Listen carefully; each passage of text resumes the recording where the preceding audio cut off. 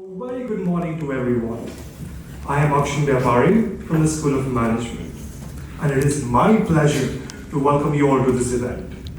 Today, we have the honor of hosting Mr. Jeff Smith, who will be sharing his insights on the topic of leadership, the importance of listening, and learning from others.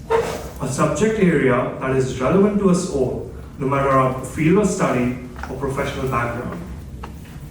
To share more with everyone about our keynote speaker, Mrs. Smith's professional background, he serves as a board member and advisor for Tech Mahindra, boasting over 30 years of corporate experience, wherein he has held several senior executive roles in various companies that include Telstra, Honeywell, and Toyota. A technology visionary and expert in leading business transformations by employing people and culture as a primary driver, Mrs. Smith is a charismatic individual with fantastic oratory skills, whose advice is widely sought in the highest corporate circles across Europe, Australia, Asia, and the United States. His organizational strategy centers around building, nurturing, and coaching small, self-directed teams, loosely coupled and tightly aligned to agile practices. In addition to this, his leadership beliefs focus on providing clarity of purpose for his teams while also inspiring diversity of thought and collective wisdom in order to solve problems in unconventional ways. He earned a bachelor's degree in applied science from Miami University and an MBA from San Jose State University. He currently sits on the board of directors for Sunrise Security and the board of advisors for Zoom and Box. Mrs. Smith has also served on the Australian Fulbright Commission, awarding Australian postgraduate scholarships to US universities. Mrs. Smith has also successfully done 5 technology-led business transformations across 2 continents using agile and lean principles at IBM, Suncorp, World Fuel Services, Alliance Single, and Telstra. Now, it's also my pleasure to introduce you to Mr. Rajesh, who will be taking on the mantle of the moderator for today's session. He currently serves as the Senior Vice President and Global Business Head, Blockchain and Metaverse. He shapes the thought leadership and approach of Tech Mahindra, a $6.5 billion IT conglomerate in the areas of blockchain, Web 3.0, Metaverse, and other emerging technologies. He helps global CXOs in internalizing these technologies and making them relevant to address unsolved, under-addressed, and underserviced business needs. He is featured regularly by industry analysts as a thought leader who has a unique ability of simplifying complex technologies, making them relevant now. Mr. Rajesh is also an alumnus of Columbia Business School and Sri Satya Sai Institute of Higher Learning with a gold medal in MBA Finance. Driven by his life motto, help ever, hurt never, he has mentored several entrepreneurs, corporate executives, and MBA students. So without further ado, please join me in welcoming Mrs. Smith and our moderator, Mr. Rajesh, today.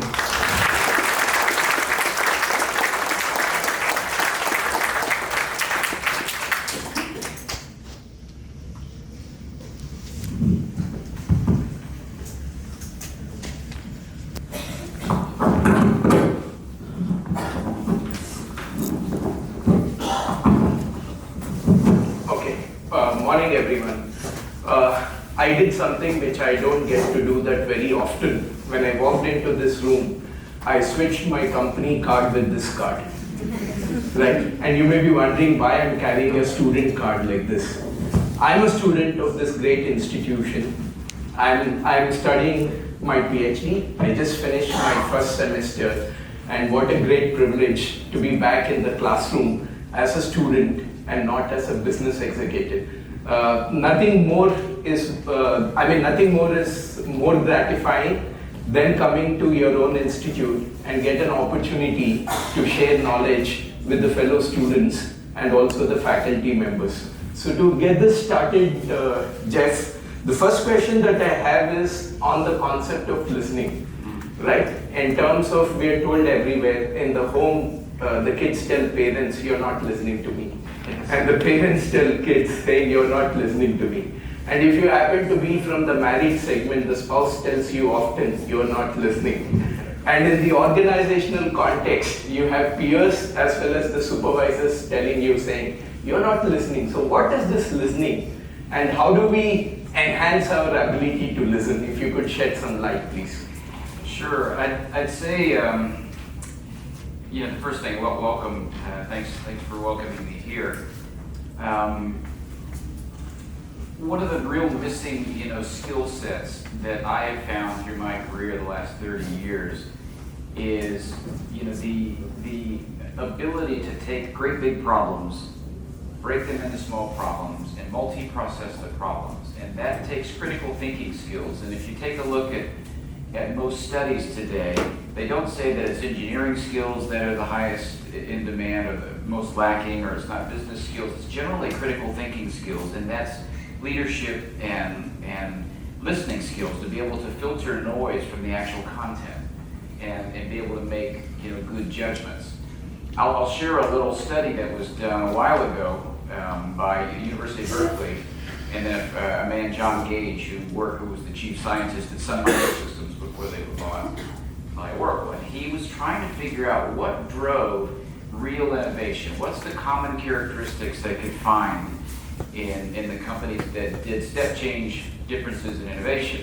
And he went back in history and he said, well, you had the first Mosaic browser, you then had the Yahoo portal, you had Facebook for a social platform, you had Apple devices, you had Sun Workstation was the first engineering workstation. And what it said the most common characteristic was?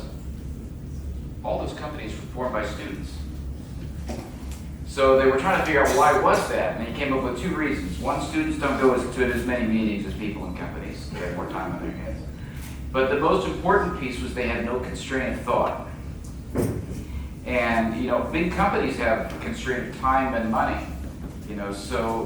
But much less, they have much less of a problem there than startups. So why in the world are smaller companies innovating over bigger ones? And it generally came to this constrained thought, which was around how do you get out your vision and you want to be sitting and looking at a wide canvas, and you don't want to sit there and think about what can't be done. And so the problem is, as you get in your career and you do things, the things you learn give you the wisdom to make the decisions on the stuff that you already know about. But it also is the biggest constraint to doing something new, because you talk yourself into thinking you know everything. So the key is finding mechanisms, to really increase your ability to listen and learn from others. And so what I found, I've been on this mission the last 20 years to operationalize culture. I think culture is the only unique thing that any company has. You can copy anything else. You can copy products, strategies, but culture is hard. And so how do you make it something that you can learn, you can practice, you can measure, you can get better at it? And so the dimension in there that's missing the most is listening and learning from others. So I started measuring that on my leaders, and in order to be rated higher, you needed to show how far did you extend your canvas to learn something new, and getting people to do that. And so when I go back in history, I know for myself, I was looking at, I wanted to work with companies I aspired to be like. And so if you play with better players, you learn from them. It shortens the cycle time to do something. You don't have to invent it all yourself. Find the best people. And when I was CIO at Apple, one of the things we were trying to do is offer Macs to employees. And 450,000 employees, they're $400 more. The finance people wouldn't let me do it. They said, you got to prove that you can do it for less money. I'm like, well, the people that would know how to do this would be Apple. Rather than us trying to figure it out and engineer it, let's get out there and talk to somebody that has. And I introduced someone that worked for me that's now the CIO at Cisco. And I said, I'm going to introduce you to Tim Cook, who runs Apple, and his CIO. And I said, you guys got to tell us, how do you manage this? How do you provision these devices without images? If you tell us your secret sauce, I can get the cost down. I can offer IBMers Macs. And the answer I got back was, no, we don't give secrets out on anything. Jeff, we're not going to do that. Yeah, you're a friend, but we can't do that. And I said, I might be ordering 200,000 Macs a year. Well, things like, can you come in on Monday, get your team here, we'll share everything, we'll get going. So when the economics came around, and anyhow, the lesson we learned out of that is that we learned things we didn't know, that Macs had, failure rates like 1.7%, all PCs are around 8%. The residual value is twice as much on a Mac. It comes with disk encryption, it comes with antivirus, you don't have to buy, it takes a third of the software to run a Mac on a network than it does a PC. The net of it, it's cheaper to run Macs. And then that exploded. The biggest growth in Mac history was that case study that Apple did on IBM being able to do that, a provision of Mac without an image. But the thing I'm bringing that up is I could have toiled forever with engineering teams trying to figure this out. But it actually took 2 or 3 days in Apple's campus in Cupertino to figure that out and accept the fact that there's great people, there's 8 billion people in the world. I guarantee you someone is just best in your best practice. And the best people are the ones that learn how to connect to others, listen from them and learn and leverage what they already know and take action. That's been, my experience, and that's a long-winded answer to your short question. But I think it's at least gives you an example, of something that happened directly and that the benefits can have by linking up with other people. Understood. So in terms of, just to reiterate the various things that you had mentioned, Jeff, so what you're basically saying is, as part of listening, the first one is to go out and connect with people and seek knowledge. So the first step is to go in pursuit of that particular knowledge. Talk to people, that's the first step. And the second step is in terms of not only just hear, but actively process the information that they are sharing with you. So that active processing of information could trigger a good amount of thoughts, transformative, if not transformative, at least some insights. So those two things are very, very important. And on top of that, you're saying that how do you kind of corroborate with culture is, if you're in an environment where people are listening to you more, which means they are respecting you. So the cultural aspect also comes from a perspective of how receptive the people are towards you and how actively they are processing whatever information you are saying. Is there anything else apart from this? No, I think actively processing it is the key point, because I've been in this industry a long time, and what I've found is we are a know-it-all industry.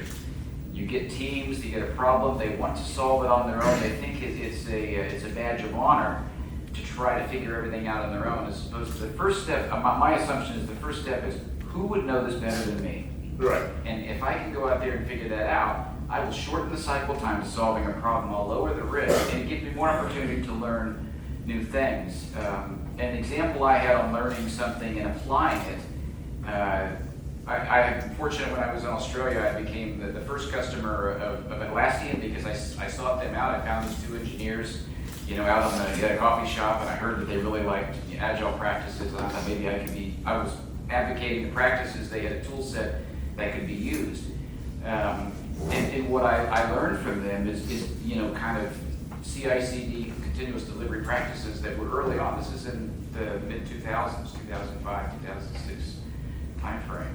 And then when I went to Suncorp, I was sitting there trying to integrate 2 companies. We got a banking crisis going on. We had to find a way, to be able to develop and deploy at a much faster pace and get this into a lower cost environment. This is 2008, 2010. And I went and visited Andy Jassy, who's the CEO at Amazon, and met with his team. And I wanted to see maybe if we picked somebody that was, really on the forefront of thought. And at that time, the cloud was thought it'll never be used for practical applications. If you looked at all the vendors that are ailing now, they were saying that would never work. But what I found was their leadership system was what I took more than the technology. Right. And they have a working backwards process that they use from the customer backwards. They have a press release process where they really drive writing down and making sure you have good writing skills. Be able to write, what's your key problem you're solving, what are the key facts, what's your recommendations, boom, all on one sheet. And then they have a bar raiser process for interviewing, where they not only interview you for the characteristics that you need to do your job. They have a bar raiser, which is an independent, that says that each person that comes in the company should have something unique to add, Right. in addition to be able to do their job. I took all those practices back and adopted them. How much effort did that take me? Almost nothing. Absolutely. It was just, having the humility to say, someone's smarter than me. So let's go and find that next person. And then if you can get, your entire army of people doing that, just think of the amount of things you can discover and shorten the cycle time for solving problems. That's been my experience. Yeah, absolutely. Very, very fascinating in terms of, so what you're basically saying is the worst enemy for the listening is I know it all. Yes. The moment you say I know it all, the listening process kind of comes to an end. And what you said has also made me realize one interesting example.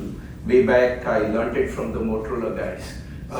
Do you know that, you've heard about Six Sigma, Lean, Kaizen, all those practices, and a lot of people attribute that to General Electric, saying that it's all originated in General Electric. No, it didn't originate in General Electric. It originated in Motorola. So what has happened is Motorola had a very good leadership model, which GE did not, GE had a leadership model which Motorola did not have. So what GE said is, hey, I want to learn your Six Sigma process. So Motorola said, what will I get in return? So GE said, take my leadership process, and Motorola gave the Six Sigma process. There was a barter deal. And the bad part is, Motorola hasn't learned anything, but GE has learned not only the leadership process, but also the Six Sigma process. So that was a small fact from the history. This kind of gives a pretty good segue for my next topic in terms of learning. I know the listening and learning are very closely corroborated, and the interesting thing about learning in today's world compared to the learning in the previous world, I know most of us, you may or may not have heard the story of Eklavya, and most of us have grown up hearing to that particular story. Eklavya is an archer who was denied to study archery because he did not come from the king's family, from the ruler's family, so he was denied that, and as a result of which he could not learn it formally. As a result of which, what has happened is he watched the archery from distance, learned the archery, and became one of the best archer in the world. Why I'm bringing this example is, in the previous days, when you had intent to learn, that was not enough. You need to have access to learning as well. That's how the previous educational systems were set up. Now in the current scenario, all of us, including the students in this room, have multiple access to learning, but no intent to learn. So the equation has been completely reversed, right? So how do you see this dynamic evolving? And more so when you have to channelize the innovation in a corporate world, listening is very important, which you kind of reiterated that. But when you deal with a set of employees who have access to learning but no intent to learn, and set of students who have access to learning, no intent to learn, what is your advice to break that, what do you call, the puzzle or catch-22 situation, or whatever it is? Yeah, I mean, it's interesting. There's, if you think about it, they talk about it as you go longer in your career, you generally, they'll say, well, older people like me, we're more stubborn, fixed in our ways, and you bring new students in, there's always, they out-execute expectations. The students can come in and take on something new very quickly. And I think, what's been proven is that when you're in college or university, your listening skills and learning skills are quite attuned. You're doing it every day. You're going to 6, 7 classes. You're listening. You're constant. So your learning skills are high. When you get a job, you're paid more to do. Your listening skills and your learning skills start to decay a bit. And then if you don't have an active mechanism in your company to ensure that the learning continues and that it's important to understand, what's the next path that you're going to take, and then how are you going to learn that? Some of it is through application, but I think companies today have to have a really good, strong, learning system and understanding that it's not about rank. I worked at IBM, and people cared more about the rank than they did the love of their craft. And that's why they failed, pretty much the last 20 years of putting any new products out. And when you want people to have the love of your craft, so you've got to talk to them in terms of skills and what they can get done. So I know when we look at our roles and role-based things, we say, well, as a junior engineer, you should be able to build this application and have automated testing. If you're a senior engineer, you ought to be able to deploy it in the cloud. If you're, so we wanted to do it by what you can get done, and then that drove them to think, what do I have to learn to do that? So I think you have to have good, simple, clear messages and vehicles for the people to understand. It's not okay to stay stagnant. Somebody else is learning and going beyond, but it is interesting. The expectation is students come in, and I've been a big advocate of university programs for a long time, is all of the senior leaders go, well, it'll take them a long time to come up to speed. Well, it's much longer than an older person, generally, because if they haven't activated those learning skills, it's hard for people to pick it up. And I think we have to make that a real priority for people's antenna to be up, that you listening and learning is your key to advancement, but it's the key to solving problems in an accelerated way. Right. What's your advice to the students from a learning perspective? You did mention, you gave pretty good examples about the corporate executives, where you said that once they enter the portals of the organizations, their learning automatically starts, but it should not be the approach that they should be taking, right? I keep telling my team members, I give them the example of a sports person. You have the world's fastest runner, and when he goes for the second competition, doesn't mean that he starts 10 meters ahead of the others, right? He has to get onto the start line again, listen to the gunshot, and has to put in as much effort as he had put in the previous race. So the same process is applicable to a corporate executive as well as learning. While I think many of us get it, but what's your suggestion to the students from the learning perspective? What is that they should be doing separate? Something differently? There are a lot of bright students in this particular class, and what's your advice or wisdom? I'd say one, choose the path for the craft that you love. You're generally a lot better at stuff that you like than the stuff that you're not. I've been an executive, but I don't like looking at numbers and financial stuff a lot. I like the high level. I don't want to dig into it. So I have to get somebody to compensate for that. And there's two schools of thought. They'll evaluate you and say, well, here's your strengths and your weaknesses. Let's go work on your weaknesses. And I'm like, well, I'll be moderately, good at this by spending all the time here. Why don't I spend time on the stuff that I'm really good at? And I'll excel at that. So I think one of the things that you're going to want to do is, the first assumption I would recommend is that you're not the smartest. And your goal is not to be the smartest. Your goal should be to be able to get stuff done, and be the best problem solver. Who can you connect with? And you can do that at any age, at any level. I tell this to all my employees, at all levels, that it's just not me that should go out and look at where the most advanced technology. That's where, whatever your craft is, open your canvas, find the people, create your network. And you'd be surprised, the great people in the world will help you out. It doesn't matter if you know them or not, at what level you're at. And I know I've personally written emails that took me 5 seconds. I wanted to learn about OKRs and Measure What Matters from this guy called John Doerr's, a really neat book. And I wrote him a note and said, I'm going to be in San Francisco, could I meet for a coffee? Well, we go to dinner. I do the same thing to Jensen Huang, who was the CEO of NVIDIA, because I was just interested in how they were scaling and beating people that, they were losing to before. I did the same thing, and he didn't know me from a bar of soap. But smart people, if you're interested in content, they will. My advice to you is you will get a response 80% of the time. And most people hold back and go, well, I don't need to, I can't have access. Jeff, can you help me, be connected to someone in Amazon or Google? Well, you can do that. You have a lot more power inside of you to connect to others and learn from them than you think. I think that's the biggest, recommendation is, one, just hold out that you're not the smartest. There's other great people. You'll get smarter at a faster if you can connect to them. And I had a personal experience in this. I was in the semiconductor industry in the late 80s, and the U.S. semiconductor industry almost went out of business. Most people forget this. The Japanese and Korean firms were backed by the government, and they were selling chips in the U.S. at a loss to try to bankrupt AMD, Motorola, Intel, LSI Logic, and the producers. And so the U.S. government came together and said, well, we've got to help. So they created Semitech. And what they did is they contributed money to this group of 7 or 8 semiconductor companies. But they told all of us, you've got to form these pieces and build common innovations that everyone can use. Now, we were fierce competitors, right? This was a really hard thing to do. If you used to compete, AMD, those people, they're awful. So your thought process is, we're smarter than them. Why should we share? So I got put on this. I was in charge of what was called the Advanced Information System, which was trying to build software that could run on any testing machine that etched wafers.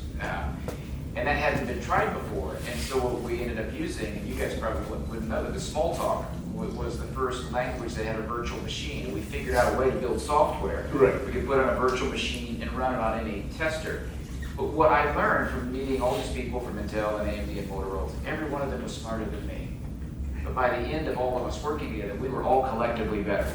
And collective wisdom will always, outweigh individual insight. So I think that was my personal thing, that, it's okay not to be the smartest guy in the room. In fact, it's smarter to be the dumbest person, because then I got the most to learn.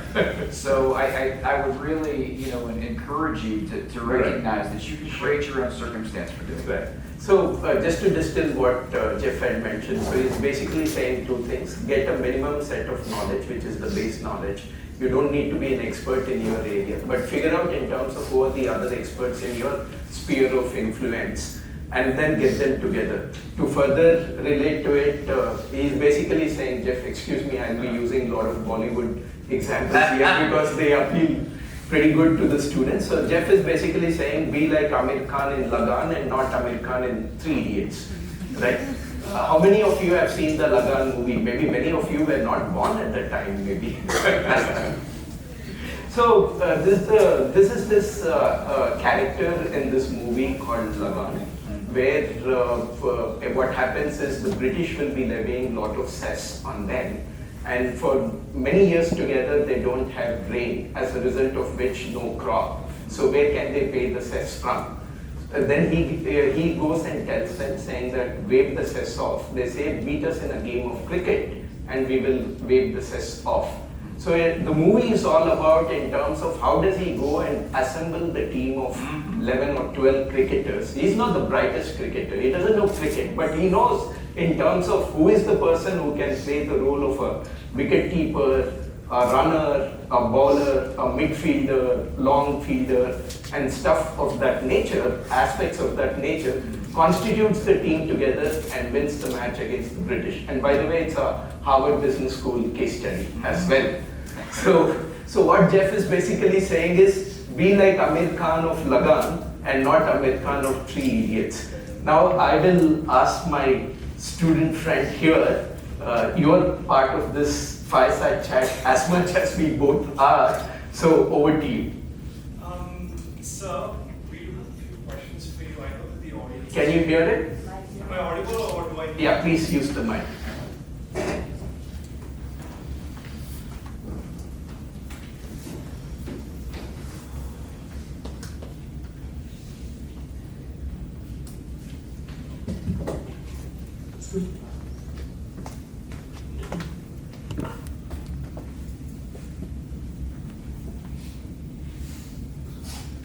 So there was this interesting question which I did have for you, and it's something which I'm really curious about in terms of change management. If that's something we can elaborate on.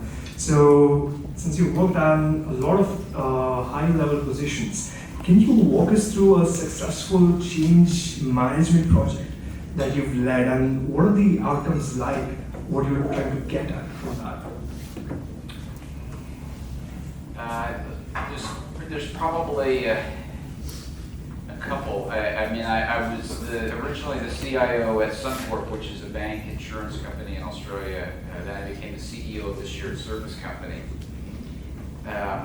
But when I came in, there was a merger of two big companies. There were two $8 billion companies that came together, and they decided half the execs would come from one, half from the other. I was the new person. I was the new hire in the middle. And in this, there was 11 insurance companies under this umbrella that all competed with each other. So they all hated each other.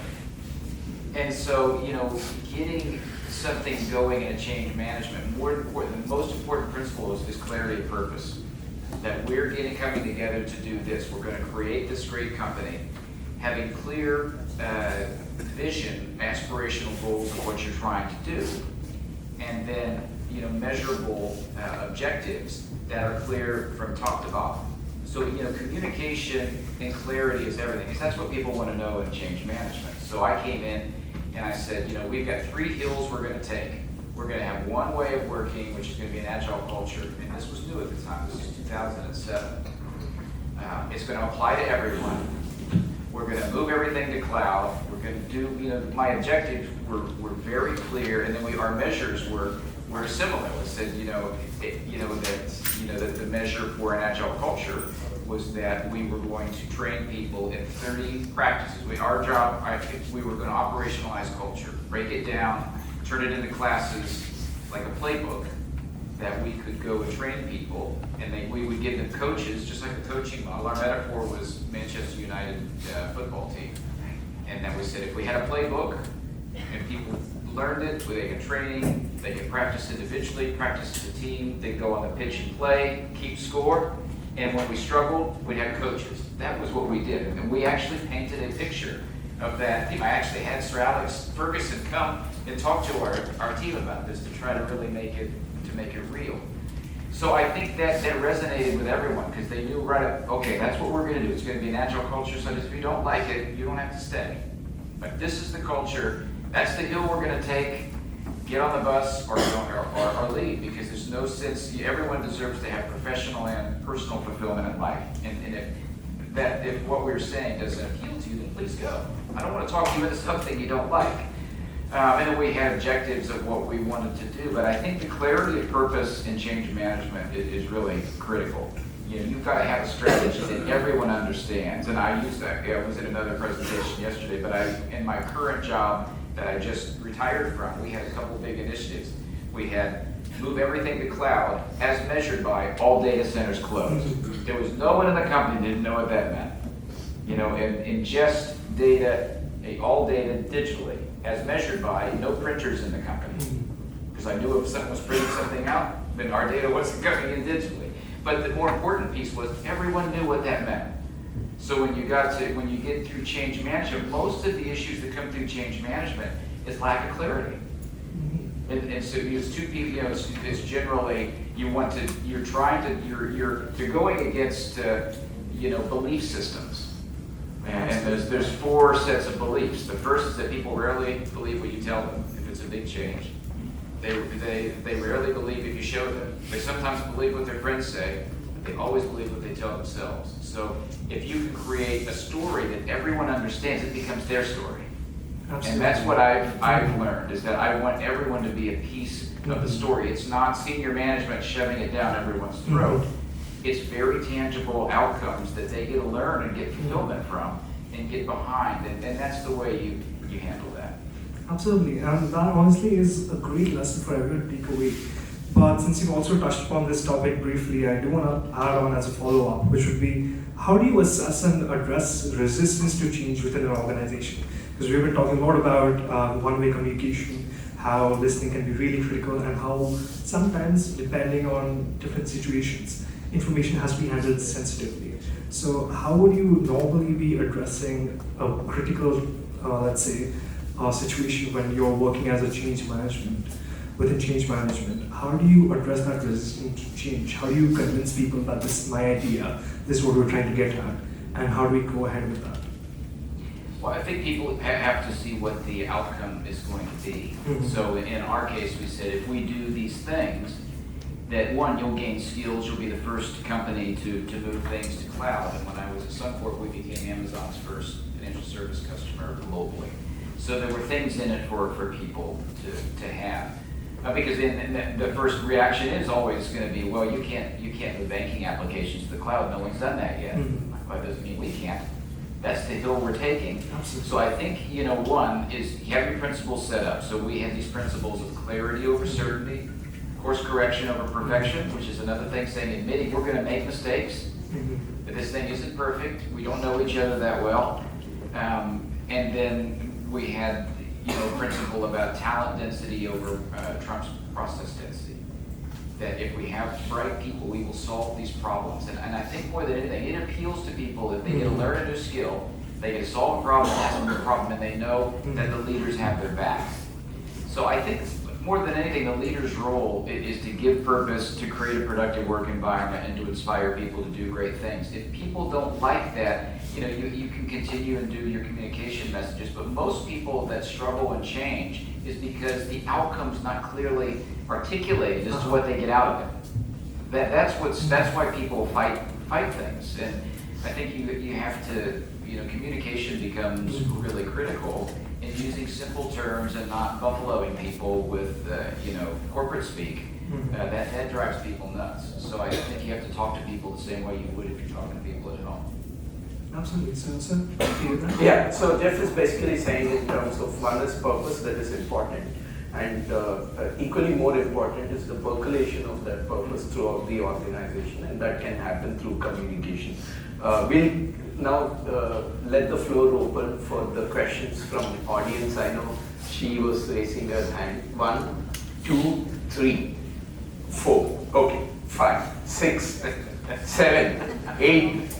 So this looks like a Sotheby's action. Okay, we'll go with the 1, 2, 3, 4, 5, 6, 7, and then we'll come back. Yes, please. The first one, the girl here. Good afternoon to Jeff sir, Anuja ma'am, the professors and monitors here. My question is that, sir, when you are given an opportunity to become a leader of your group, let's say today's leaders have cognitive bias among themselves and among others who they are closely associated with. So how do you recognize and resolve cognitive bias among yourself and others you work with? Cognitive bias, and how do you reconcile that? Well, I think your culture is set up by the way that you do things. And so in one of the principles that we had in our culture, it was, how we rated all of our leaders was the first was, how do they form diverse productive teams. So when you do that, we're sitting there looking, is there a good gender mix? Is there a good race mix? Is there diversity of thought from where people's backgrounds were? So we were looking at, did they grow up in the south of the U.S. versus, Miami versus New York? So I think more than anything, you have to understand the problem that's being solved, the talents and the gifts that people are bringing to that. And as a leader, your job is to create a productive environment, which is get clarity of what problems that group is going to solve and get them focused on the problem and not on the biases, that may sway them. But I think more than anything is having diversity of thought. I mean, I mentioned to that before. It's the bigger constraint than time or money. Is that you bring your experience brings you the wisdom, but it also brings you constraint on what you think can happen. So we spent a lot of time constructing the right teams, and it was some advice even that Sir Alex Ferguson gave me when he came, from Manchester United, which was, Jeff, you're spending 2 or 3 minutes putting a team together. You said we just need 2 engineers, a business analyst, a tester, an architect. You put them together, because that's not a team. I spend 70% of my time. They not only have to be gifted, they've got to be able to work together. They've got to be able to practice together. You've got to match the tactics that I want to play. And so I think you have to spend time putting your team together and understanding where people come from and making sure your purpose is clear, your objectives are clear, and that you get work flowing into that team at the pace that maximizes their productivity. I have an interesting example for cognitive bias. Way back, I used to run a gaming company, and we had a lot of testers in Montreal. And the government, the representatives from government, Investissement Quebec, used to come and visit us. And once this Canadian minister came and visited us, he met me and he said, "Thank God, it was a good meeting." I said, "What happened?" So he said, my previous visit was to a gaming company where I had to take an investment decision, and I had to meet the CEO and the CFO. So the CEO was busy, so he was asked to sit in a room where there was another gentleman in the same room with hair colored, ear pierced, torn jeans and various other things. And then after that, he goes to the CEO's office and says, I see only you, where's your CFO? I thought you were sitting with my CFO so fat. In terms of, that's the aspect that I was able to recall from a cognitive bias. But of course, a number of things that Jeff had mentioned that will help you to address cognitive bias. At your age, I wouldn't have spelled cognitive correctly. Yeah, there you go. Yeah. Hi, Jeff. It was a pleasure listening to your insights. My question is with respect to culture. You mentioned that how culture is important to develop a listening among employees, listening skills among employees. So, let's say I spend a lot of time and effort in office developing this attitude among the employees. But then my employees go home where they're told that the elders know best. Listen to the elders just because they're elders. No, not question the elders, not talk back. So how, and this kind of builds a dissonance, especially among the younger employees, because in office they're told to speak up, question all the assumptions even the boss makes or the CEO makes, but then they go back home 12 hours a day and they're told to shut up. So how do I address this dissonance or prevent this dissonance from home creeping into office? From the home, sorry. So, okay, the culture, personal culture at home is one where elders are supposed to be respected just because they're elders. Okay. Listen to their opinion because they know best. Not question the assumptions they make or not question what they say. But then in office, I'm asking them to question everything the boss says or the CEO says. How do He's I? talking about a cultural conflict At least between between the Asian home cultures and- and Indian cultures. At home, you're brought in an environment where you don't question the elders. You take everything on the face value. That's the environment in which you have grown up.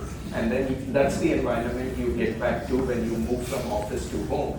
But in office, you're being wired to question everything. So there's a dichotomy between the culture. Half of your waking time, at office, which has a different culture, half of your waking time at home, which has a different culture. How do you manage that is the question.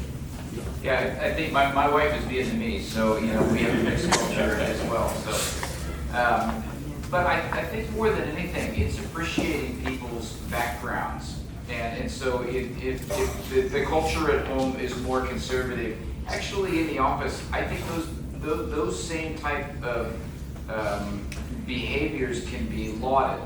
Because I think when people come in, I wouldn't say that I request people to ask questions all the time. I ask people to go and listen and go out and make sure that you're doing the right thing in the most effective way to solve your problem. So I think that the issue probably is less of a home culture issue. It's more of a leadership issue in the company that you're in. And then you can get some companies that have a bully culture. And so one of the things that I do, with all of the teams of the leaders that I have is every quarter, I would assess them, and one of the things I assess them on is a Net Promoter Score. And I would ask two questions. Would you recommend your leader to an outside colleague? Would you recommend the squad you're on to an outside colleague? And we publish the results of those every quarter. So I was really big. The culture is top down, innovation is bottom up. So we had practices that the different squads, we're learning, we measure the maturity of those agile delivery metrics every quarter, and that way we were looking, and you get a lot out of looking at some basic data. Is your velocity going up, throughput, if errors are going down, that's great. But then we also look at what the people think of the people that they're working for. And it's just as important to have that happen at the same cadence that you're measuring the people doing the work. So I have an overbearing forgiveness and empathy with the people doing the work over the leaders. Because the leaders are paid a premium to set up a productive environment, and if they're not doing it, I'm going to deal with it. So I think it's more of a leadership issue inside of companies than it is because they should recognize that as a good thing. In some cases, those people can be the most productive. They can bring up issues, without being as much confrontational as well. And it's interesting that in this remote world, a hybrid, the Brady Bunch, screen on Zoom has kind of equalized people. It's not like where you sit in a table, what position you're in. It's interesting that, that has leveled the playing field. in some of this as well. So I think there's ways to handle that, but that is more, that would be, I would consider that my issue and not the person's background's issue. Wonderful, wonderful. You had a question, right? Number 3. Yeah. Once again, we'll get a mic to you. Dress better than me. Good afternoon, sir. So, despite you talked a lot about leadership, I want to ask a question. What was the hardest decision you have taken as a leader? And what are the skills that you think are important for a leader? Probably the most difficult during the banking crisis in 2008, our bank almost went under. We had a run on the bank of about $1 billion in the span of 2 days. The Reserve Bank of Australia came back and backed our deposits, and we got a little bit out of the woods. But we had to survive. I think you learn a lot out of out of falling off the cliff moments, and you get a lot of perseverance and grit. But the key thing is to make hard decisions quickly, because sitting on problems, they don't get better, they fester. So we got together and said, what can we afford to do? What do we have to do to survive? And the thing was, we needed to save $350 million. And so we said, what's the strategy? And we got together and we figured out, well, if we can build a front-end portal, this is 2008, for insurance to be done electronically without people, without agents, we can build it, shut down our buildings, get rid of agents, build this online portal, connect it to to some software that could run in the cloud. This is like brand new. If we did that, we could shrink the cycle time and we could shrink our cost base. So that's difficult because you have to go and give the message that we're going to be able to survive, but this is what we have to do, and this is going to have an impact on people. But I didn't want to hide from it. I wanted to face the people that were going to be impacted by the cost reduction, as well, because I was running all the shared service. And it's easy to kind of put that off and just send it in an email or, bad behavior. But I faced everyone and said, this is not about you. This is about the business model to survive, and this is what we're doing. And that was probably my most difficult situation I had to work through. Got you. I think we have about 5-10 minutes more. And now this side of the class is weighing a lot more because there are a lot of questions. I need to balance it out. So we'll move to this side of the room now. Yes, please. Hey everyone, my name is Sona. I'm a third year and I'm very happy to be in this room. So you said that prioritizing course correction and success over perfection is the way that the things should be done, right? But some of us are hardwired culturally mostly to think that perfection equals success. So what steps should we take as individuals to change that mindset and to make that our second nature? Well, the greatest level of learning you're going to get is from making mistakes. That's where you learn more than that, actually. And I think if you go in thinking it's got to be perfect, you set yourself up a constraint. You pull stuff in and say, well, I'm only going to do it this way because I want to avoid the mistake.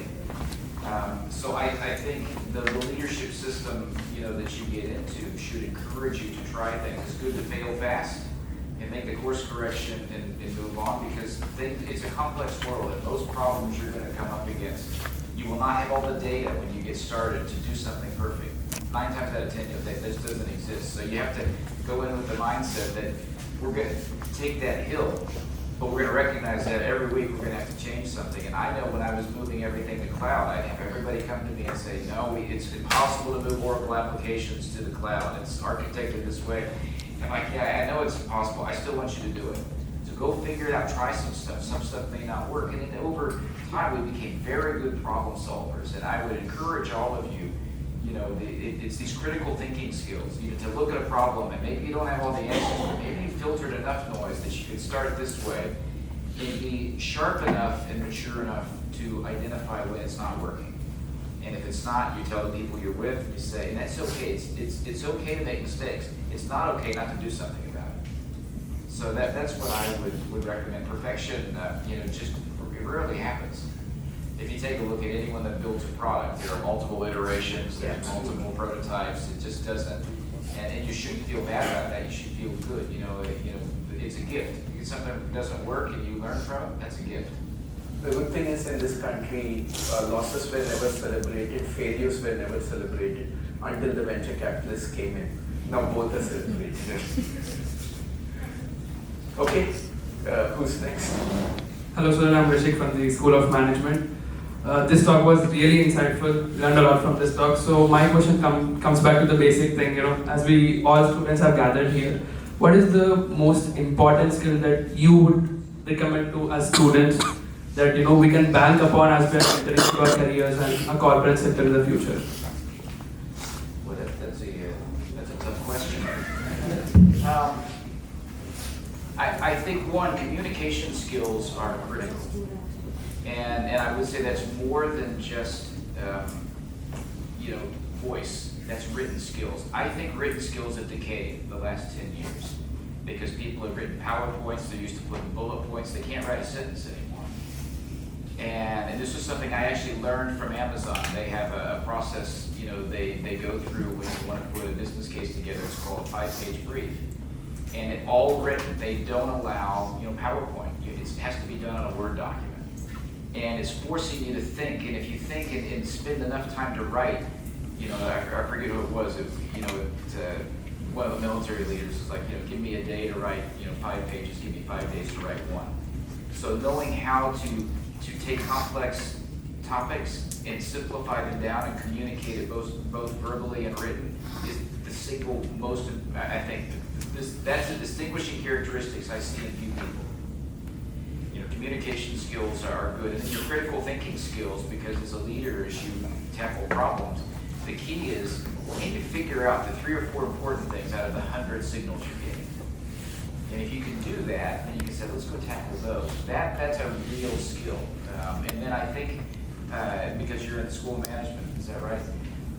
I think writing skills, verbal skills, critical thinking skills are more important than the domain skills. And I've been in different industries. I've been in automotive, I've been in high tech, I've been in insurance, I've been in oil and gas, and I can translate through those because I can rely on leadership skills and problem solving skills, and then I make sure to get people around me that compensate for the stuff that I'm weak in.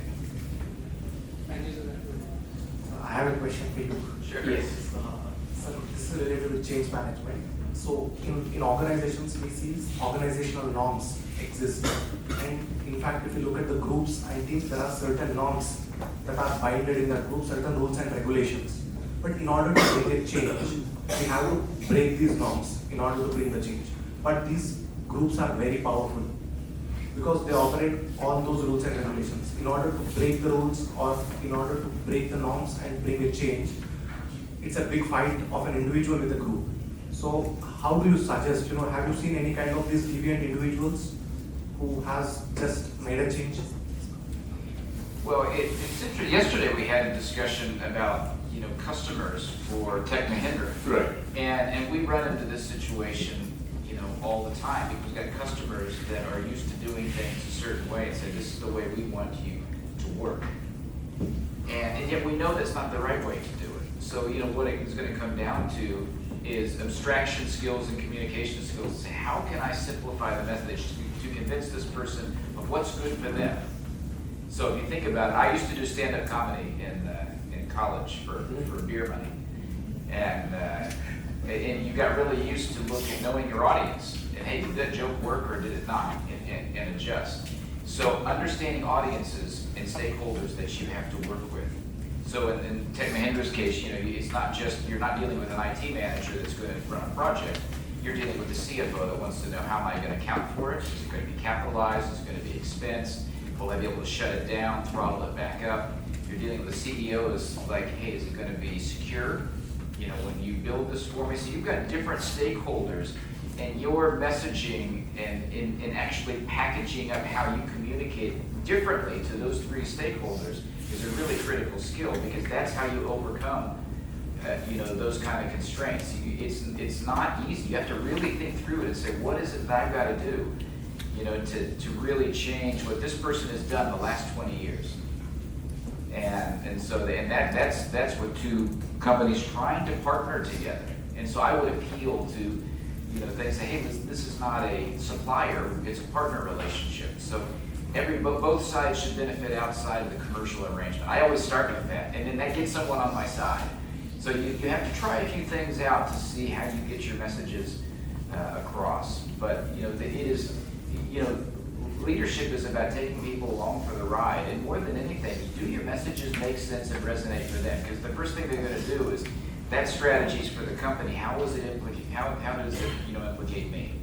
So your messages have to be tangible enough that people can understand them. Thank you so much. I hope your question was not related to the university procedures. Who's next? Hello, my name is Sai, sir. My question is, when a company is really small, and it's a small team of 25 to 30 people, a leader gets to spend a lot of time with his employees, and the morale is quite high. But when the team size increases and it becomes say, a unicorn or a multinational corporation, the employees mostly lose morale, and because they expect some time with the A team, at least expects some time with the leader of the organization. So this lack of morale leads to people not having meaning in their work. Like for example, in really big companies like say Tech Mahindra itself, a tester, person who is doing automated testing on a software like Selenium, he might not know that what he is doing has an impact on the final product and what kind of client value that final product provides to the client, and how the business is improve, how the business is generated. So this lack of meaning, how can a leader change the perspective? I mean, what can a leader do to see that everybody knows this why, the purpose of why, as Simon Sinek calls it, once we know our why, we are very excited and happy to come to work every day.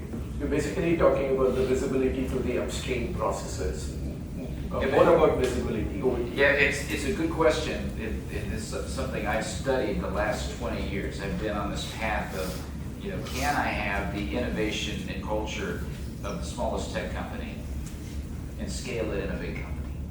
But first you have to understand why that happens in big companies, and I'll tell you why it happens. When you're small and you have small squads, your skill sets have to be high because you're generally, you're doing multiple things, right? You're a smaller company, you just don't have a limited role.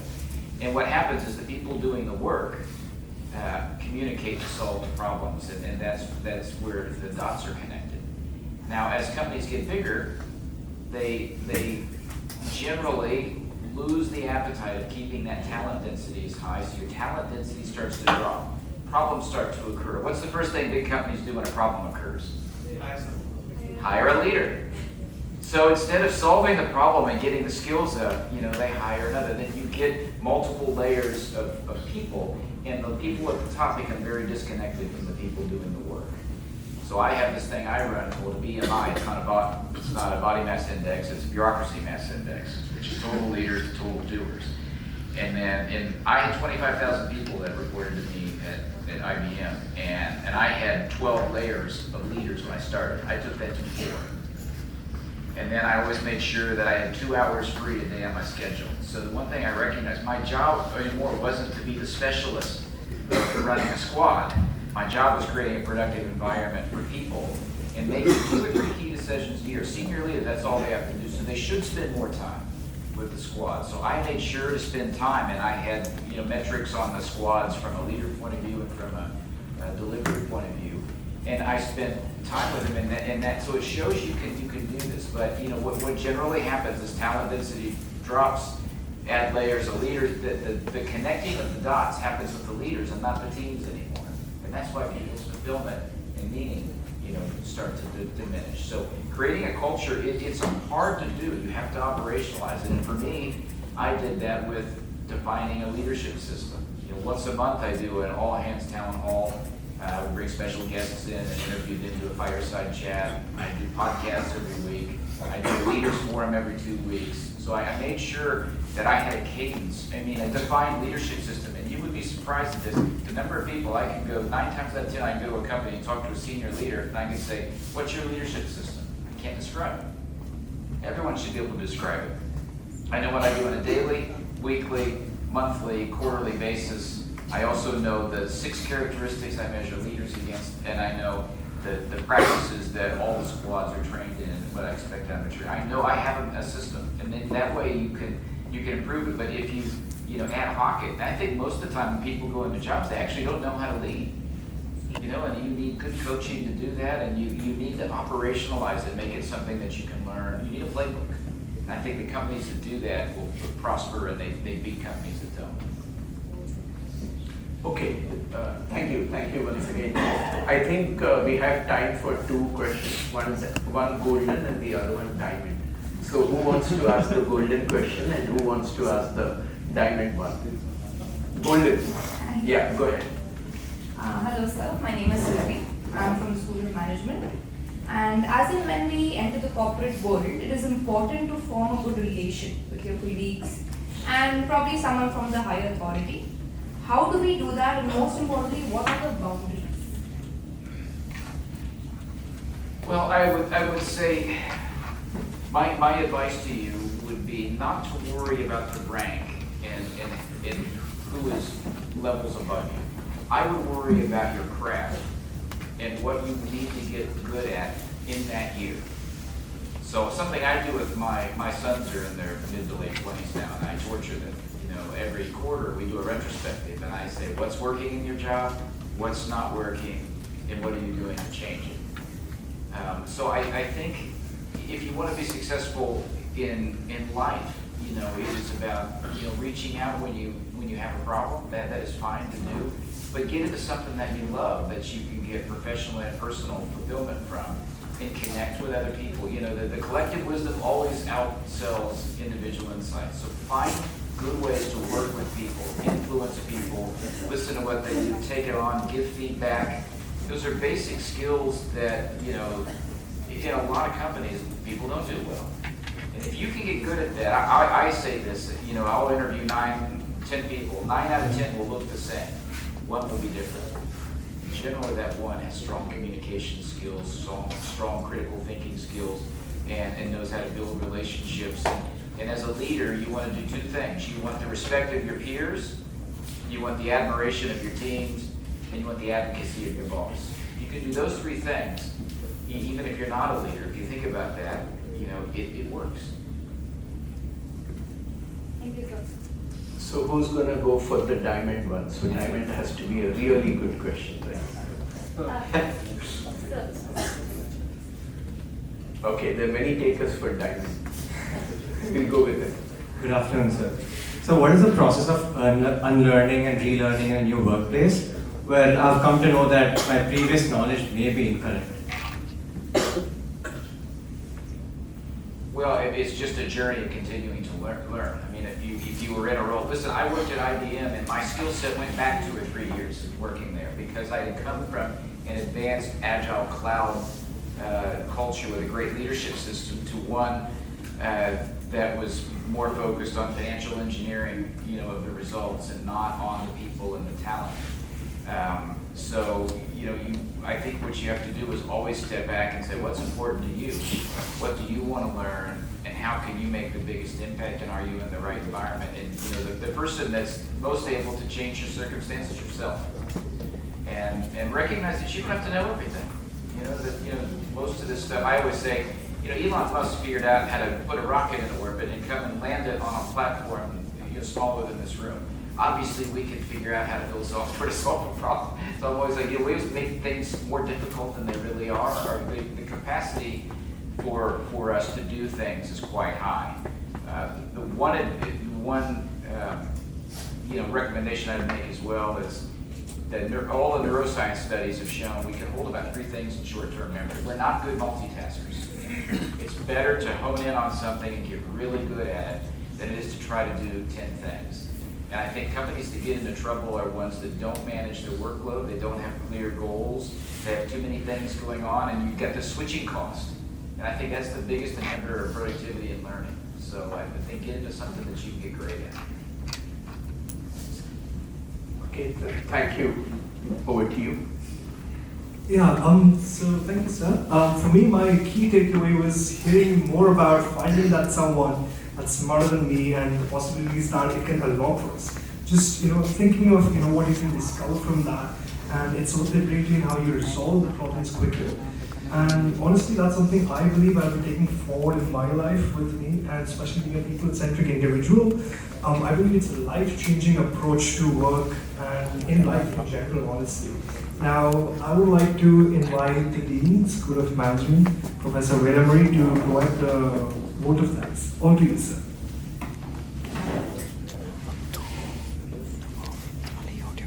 Yes, sir.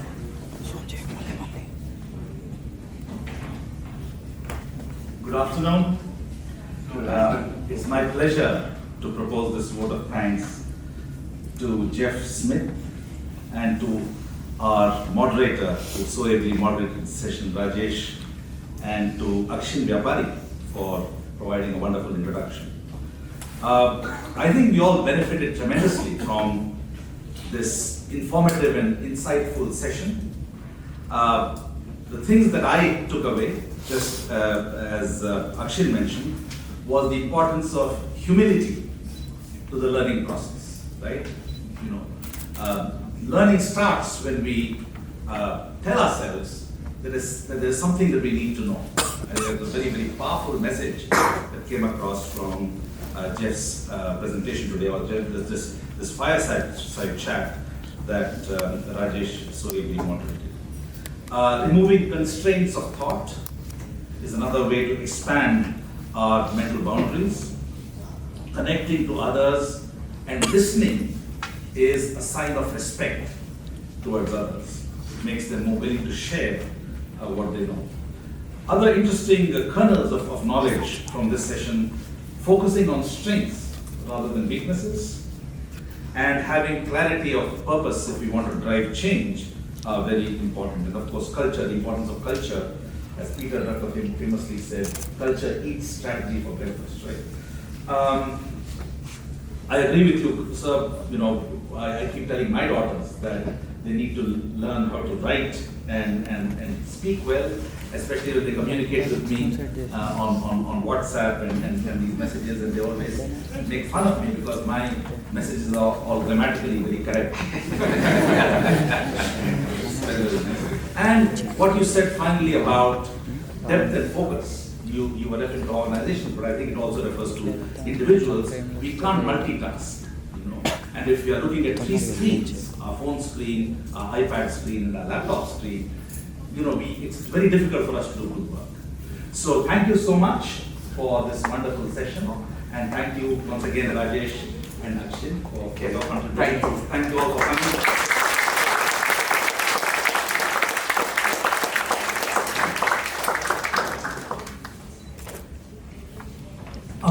Just 1 second, we have something as a token of appreciation for you. And we have the Dean, School of Engineering, Professor Vishnu Pal as well. Step forward. Yeah.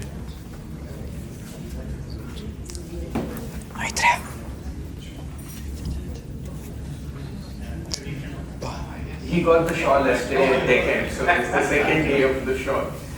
Okay. Absolutely, your shopping list is done.